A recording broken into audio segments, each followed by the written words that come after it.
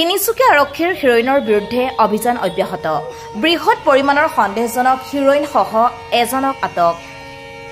সোমবাৰে দিনৰ ভাগত এক বিশেষ সূত্ৰৰ পম খেদি তিনিচুকীয়া আৰক্ষীৰ অভিযানত এটা বেগত কঢ়িয়াই অনা অৱস্থাত সন্দেহজনক হেৰোইন সহ এজন যুৱকক আটক কৰিবলৈ সক্ষম হয়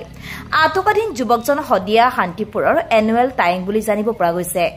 উদ্ধাৰ কৰা হেৰোইনখিনিৰ মূল্য প্ৰায় 122.13 গ্ৰাম বজাৰ মূল্য 10 লাখতকৈ অধিক হ'ব বুলি জানিব পৰা গৈছে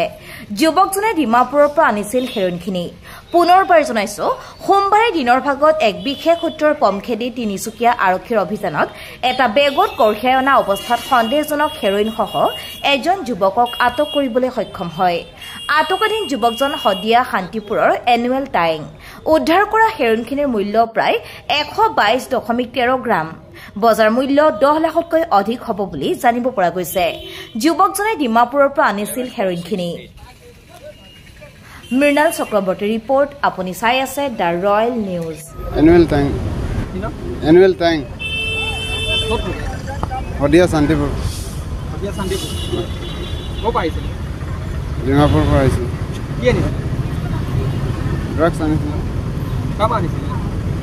এইটো মালিকৰ হয় মই লৈ আহি দিছিলোঁ মালিক আমাৰ শান্তিপুৰৰে হয় হদিয়া মন্টু গগৈ বুলি কয় এইটো একটা কেছত 20,000কে লয় 10টা আছে 2 লাখ টকাৰ হয় 11টা নাই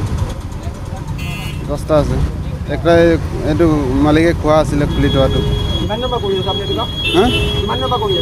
মই নাই কৰা জাষ্ট এইবাৰ মোক লগ ধৰিছিলে মই এইবাৰ ফাৰ্ষ্ট টাইম ডিমাপুৰ ট্ৰেইনত আহিছিলোঁ ৰাজধানী